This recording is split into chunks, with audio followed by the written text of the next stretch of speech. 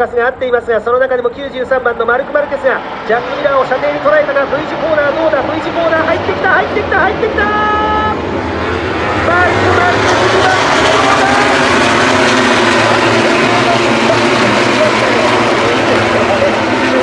タイヤが切れてる状態でね、あそこまで進んでる場合